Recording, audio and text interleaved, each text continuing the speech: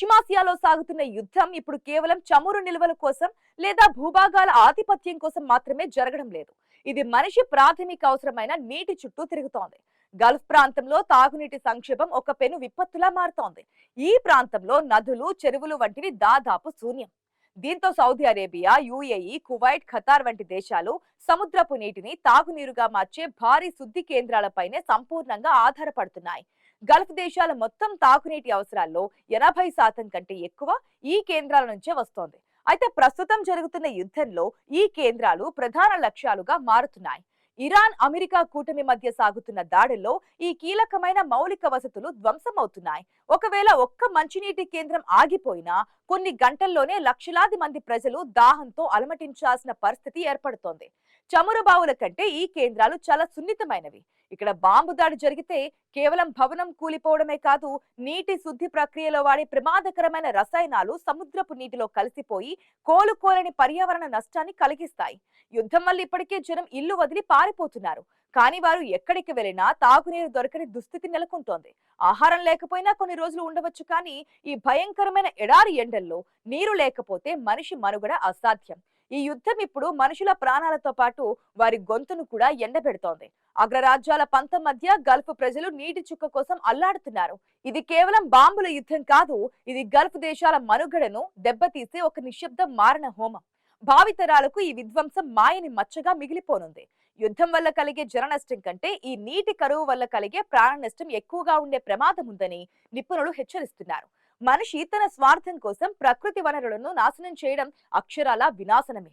ఉప్పుగా ఉండే సముద్రపు నీటిని తాగడానికి వీలుగా మార్చే విధానం చాలా ఖరీదైనదిగా ఉంటుంది. సముద్రపు నీటిలో ఉండే ఉప్పును, ఇతర ఖనిజాలను తొలగించి దానిని మనిషి తాగడానికి వీలుగా మార్చడానికి భారీ శక్తి అవసరమవుతుంది. ఇందుకోసం అత్యంత క్లిష్టమైన వడపోత పద్ధతులను వాడుతున్నారు. ఈ కేంద్రాల నిర్వహణకు చమురు, సహజ వాయువులను ఇంధనంగా ఉపయోగిస్తారు. అంటే ఒకవైపు చమురు ధరలు పెరుగుతుంటే మరోవైపు నీటి తయారీ ఖర్చు కూడా విపరీతంగా పెరుగుతుందన్నమాట. తాజాగా జరుగుతున్న యుద్ధంలో ఇంధన సరఫరా మార్గాలు దెబ్బతినడం వల్ల ఈ కేంద్రాల పనితీరు కుంటుపడుతోంది. అంతేకాకుండా గల్ఫ్ దేశాల్లోని ఈ కేంద్రాలు సముద్ర తీరంలోనే ఉంటాయి. కాబట్టి శత్రు దేశాల దాడులకు ఇవి సులభమైన లక్ష్యాలుగా మారుతున్నాయి. ఒకసారి ఈ కేంద్రం దెబ్బతింటే దానిని బాగు చేయడానికి నెలల సమయం పడుతోంది. అంతేకాదు కోట్లాది రూపాయలు కూడా ఖర్చు కూడా అవుతోంది. సౌదీ అరేబియాలో ఉన్న ఈ నీటి కేంద్రాలపై దాడి జరిగితే అది కేవలం ఒక నగరాన్నే కాదు, మొత్తం దేశ ఆర్థిక వ్యవస్థను దాహంతో అలమటించేలా చేస్తోంది. యుద్ధ తంత్రంలో భాగంగా ఇప్పుడు శత్రు సైన్యాన్ని చంపడం కంటే వారికి నీరు అందకుండా చేయడం ద్వారా లొంగ తీసుకోవాలనే క్రూరమైన వ్యూహాన్ని ఇరాన్ అమలు చేస్తోంది. నీరు లేని పక్షంలో ఏ దేశమైనా లొంగిపోక తప్పదు. అందుకే దీనిని నీటి యుద్ధం అని పిలుస్తున్నారు. ఈ యుద్ధం వల్ల భూగర్భ జలాలు కూడా కలుషితమవుతున్నాయి. బాంబుల వల్ల వచ్చే విషపూరిత పదార్థాలు భూమిలోకి చేరి ఉన్న కొద్దిపాటి సహజ నీటి వనరులను కూడా నాశనం చేస్తున్నాయి. గల్ఫ్ లో నీటి చుక్క ఇప్పుడు ఒక చమురు చుక్క కంటే విలువైనదిగా మారింది. మనిషి తన అహంకారం కోసం ప్రకృతి వనరులను నాశనం చేసుకోవడం ఎంతటి వినాశనానికి దారితీస్తుందో ఈ యుద్ధం నిరూపిస్తోంది. పాలకులు ఈ నిజాన్ని గుర్తించి తక్షణమే దాడులు ఆపాలి. లేదంటే రేపటి ప్రపంచం నీటి చుక్క కోసం మహా యుద్ధాలు చేయాల్సి ఉంటుంది. ఎడారిలో నీటి చుక్క ప్రాణధార అని తెలిసినా కూడా ఇలాంటి దాడులకు పాల్పడడం మానవత్వానికి అవమానం. ఈ సంక్షోభం గల్ఫ్ దేశాల ఆర్థిక పునాదులను కదిలిస్తోంది. యుద్ధం వల్ల జరుగుతున్న ఈ విధ్వంసానికి మరొక కోణం కూడా ఉంది. నీటిని శుద్ధి చేసే కేంద్రాల నుండి వచ్చే వ్యర్థ పదార్థాలు, అంటే ఉప్పు, గాఢత ఎక్కువగా ఉన్న నీటిని తిరిగి సముద్రంలోకి వదులుతారు. యుద్ధం వల్ల ఈ కేంద్రాలు సరిగ్గా పనిచేయలేకపోయినా లేదా పేలుల వల్ల ఒక్కసారిగా భారీ స్థాయిలో రసాయనాలు సముద్రంలోకి చేరినా సముద్ర జీవరాశి సర్వనాశనం అవుతోంది. గల్ఫ్ సముద్రం ఇప్పటికే ప్రపంచంలోనే అత్యధిక ఉప్పదనం ఉన్న ప్రాంతం. ఇప్పుడు యుద్ధం దాన్ని మరింత విషతుల్యం చేస్తోంది.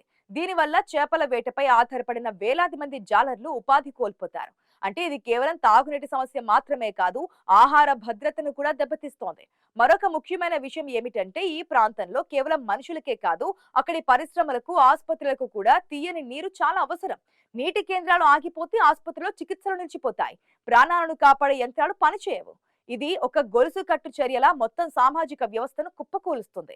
అమెరికా, ఇజ్రాయెల్ దేశాలు తమ ఆయుధాలతో ఇరాన్ దెబ్బతీస్తున్నామని చెబుతున్నా ఆ దాడుల వల్ల వచ్చే పర్యవసానాలు మాత్రం సామాన్యుడి గొంతును ఎండబెడుతున్నాయి.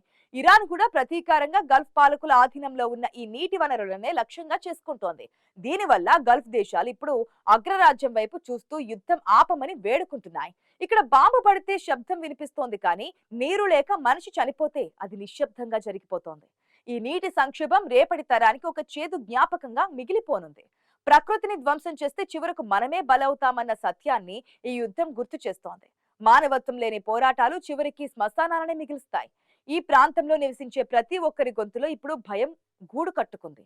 తాగునీటి సరఫరా వ్యవస్థలను యుద్ధ లక్ష్యాలుగా మార్చుకోవడం అంటే అది అంతర్జాతీయ నియమాలకు విరుద్ధం. అయినా సరే అధికార దాహంతో పాలకులు ఈ దారుణాలకు ఒడిగడుతున్నారు. పశ్చిమాసియాలో సాగుతున్న ఈ యుద్ధం మానవ నాగరికతకే ఒక సవాలుగా మారింది.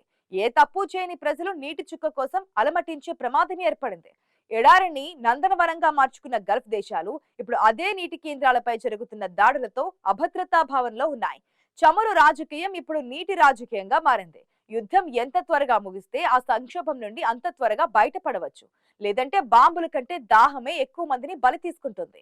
ఇరాన్ తన పంతాన్ని, అమెరికా తన ఆధిపత్యాన్ని పక్కన పెట్టి మానవీయ కోణంలో ఆలోచించాలని కోరుతున్నారు విశ్లేషకులు.